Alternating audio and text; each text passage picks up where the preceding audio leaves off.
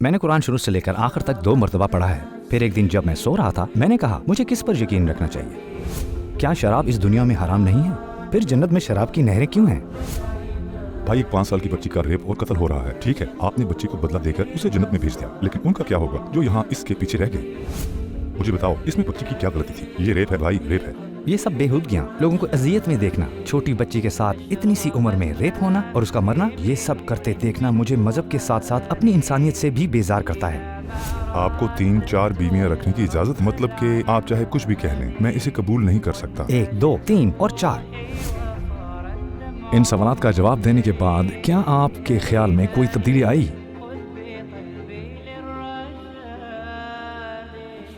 Hello, سلام بھائی، آپ کیا کر رہے ہیں؟ جناب میں کام کر رہا ہوں۔ میں اور میرا دوست یہاں چہل قدمی کر رہے تھے۔ اور آپ دونوں ساتھ ہی ہیں غالباً۔ آپ کا مذہب کیا ہے؟ میرا مذہب، میں اس کائنات کے خالق پر یقین رکھتا ہوں، لیکن اس سے زیادہ کسی چیز پر نہیں۔ آپ نے پہل ایسا سوچنا کب شروع کیا؟ کیا آپ پہلے مسلمان تھے؟ میں نے 17 سال کی عمر تک قرآن کو شروع سے آخر تک 2 مرتبہ پڑھ لیا تھا۔ 17 سال کی عمر تک میں نے کبھی جمعے کی نماز نہیں چھوڑی تھی۔ ایک دن میں نے خبروں میں کچھ دیکھا، ایک 5 منزلہ اپارٹمنٹ کی نچلی منزل پر ایک فیملی 3 بچوں کے ساتھ رہتی تھی۔ وہ عمارت گر گئی، نچلی منزل پر 2 بچے مر گئے۔ اس کے بعد میں نے سوچا کہ اگر ہم مسلمان معاشرے میں رہتے ہیں، اگر ہمارا خدا رحم کرنے والا ہے، تو پھر اس نے ان بچوں کو کیسے مار دیا؟ خدا نے انہیں مرنے اور ملبے تلے دفن کیوں ہونے دیا؟ تو آپ یہ پوچھ رہے ہیں کیا خدا رحیم ہے؟ سب سے پہلے تو ہم موت کے بارے میں کیا سوچتے ہیں؟ جب کوئی مرتا ہے تو ہمیں اس کے ساتھ ناانصافی محسوس ہوتی ہے، حالانکہ اگر ہم موت کو ہمیشہ کی زندگی میں داخلے کا ایک دروازہ سمجھیں، جیسا کہ اسلام بھی یہی کہتا ہے، تو موت اس دروازے سے گزرنے کے لیے صرف ایک ٹکٹ کی حیثیت رکھتی ہے۔ جب کوئی بچہ مرتا ہے، چاہے کسی بھی طرح سے مرے، کیا ہوتا ہے؟ بچہ جنت میں چلا جاتا ہے۔ اللہ بچے کے ساتھ کیا کرتا ہے؟ اسے جنت کی نعمتیں دیتا ہے۔ کیا بچے کو اس صورتحال کا علم ہوتا ہے؟ بچہ یہ سب جانتا تک نہیں ہے، لہٰذا موت کا بدلہ اگر جنت کی صورت میں ملے تو کیا ہم یہ کہہ سکتے ہیں کہ بچہ کیوں مرا؟ وہ اتنے خوفناک انداز میں کیوں مرا؟ جنت میں جانا بچے کے لیے پہلے ہی ایک تحفہ ہے، پھر اذیت سے مرنے والوں کے بارے میں کیا کہیں گے؟ بھائی، اپنے خوفناک ترین خواب کے بارے میں سوچیں، ٹھیک ہے؟ بھیانک ترین خواب کے بارے میں سوچیں۔ فرض کریں کہ آپ کو محسوس ہوتا ہے وہ خواب 80 سال تک چلا، آپ کا سب سے اذیت ناک خواب۔ آپ خواب سے بیدار ہوتے ہیں تو کیا صرف ایک گلاس پانی سے اسے بھول نہیں جاتے؟ آپ آسانی سے بھول جاتے ہیں۔ بالکل اسی طرح فرض کریں کہ اس دنیا میں ہم نے ایک اذیت ناک، دردناک زندگی گزاری ہے۔ ممکن ہے ہماری موت بھی بظاہر مشکل نظر آئے، لیکن ہم کہتے ہیں ایک ڈرانا خواب جو کہ 80 سال تک جاری رہا صرف ایک گلاس پانی سے بھول جاتا ہے۔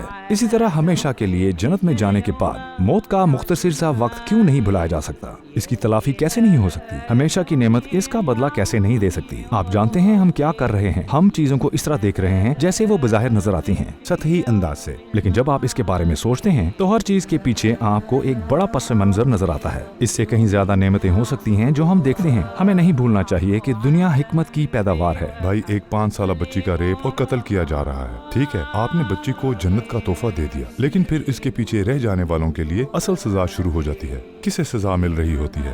ماں اور باپ کو۔ 5 سالہ بچی کی فیملی وہی اذیت سہتی ہے۔ یہی بات ہے، وہی اذیت سہتے ہیں۔ بچی کی موت کی وجہ کیا ہے؟ یہ ریپ ہے بھائی، ریپ ہے۔ یہ سب بےہودگیاں، لوگوں کو اذیت میں دیکھنا، چھوٹی بچی کے ساتھ اتنی سی عمر میں ریپ ہونا اور اس کا مرنا، ان سب لوگوں کو یہ سب کرتے دیکھنا مجھے مذہب کے ساتھ ساتھ اپنی انسانیت سے بھی بیزار کرتا ہے۔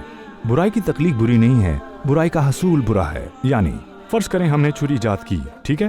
ہم چھری کیوں ایجاد کرتے ہیں؟ تمام لوگوں کے فائدے کے لیے، ٹھیک ہے؟ اب فرض کریں کسی نے یہ چھری دوسرے کو مارنے اور اسے قتل کرنے کے لیے استعمال کی، تو کیا آپ کہہ سکتے ہیں آپ کی اس چھری کی ایجاد ہی بری ہے؟ نہیں بھائی، آپ کی جانب سے اس کے استعمال کا طریقہ برائی ہے، سمجھ گئے؟ اور میں یہ کہہ رہا ہوں کہ اللہ کے لیے کوئی چیز تخلیق کرنا برائی نہیں ہے۔ مثلا اس نے انسان کو تخلیق کیا اور اس کی آزاد مرضی تخلیق کی، اور مخالف جنس کے ساتھ مطابقت تخلیق کی، اس نے جنسی شہوت تخلیق کی، اس نے جنسی ملاپ تخلیق کیا۔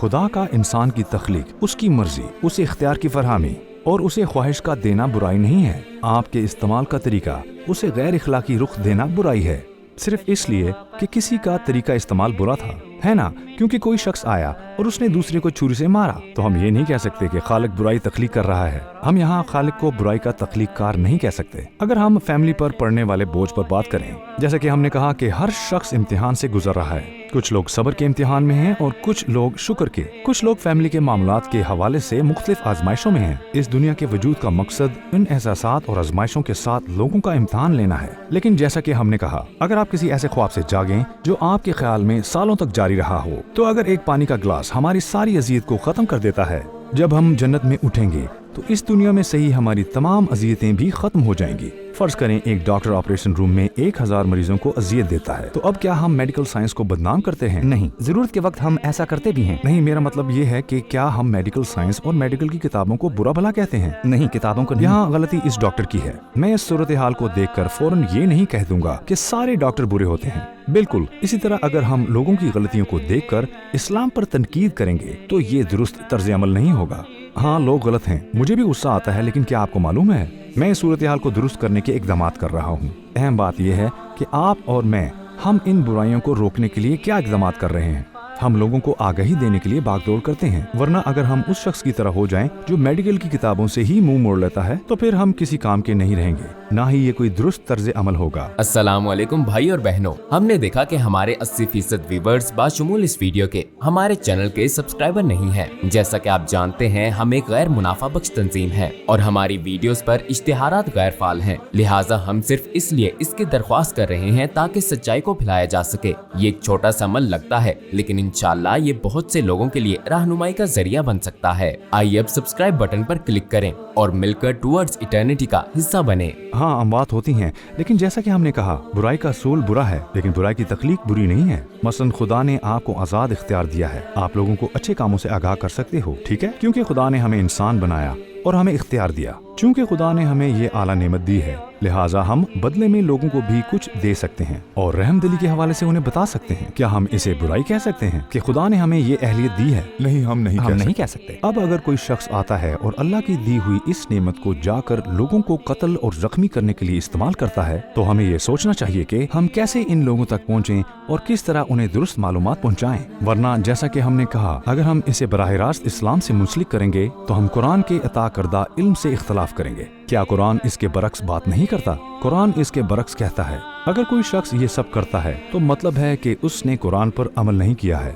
मसलन क्या इस दुनिया में शराब हराम नहीं है? तो फिर जन्नत में शराब की नहरें क्यों हैं? हराम और हलाल का मामला अल्लाह की तरफ से है, जो किसी चीज को बुरा या अच्छा करार देता है। मसलन अगर अल्लाह फरमाता है कि फलां चीज हराम है तो वो हराम है, अगर वो कहता है हलाल है तो हलाल है। लिहाजा इसका ताल्लुक इस चीज के बुरा या अच्छे होने से नहीं है। चूँकि हम इम्तिहान गाह में और दुनिया में हैं, लिहाजा हमें लाजमन अपने जहनों को इस्तेमाल करना होगा।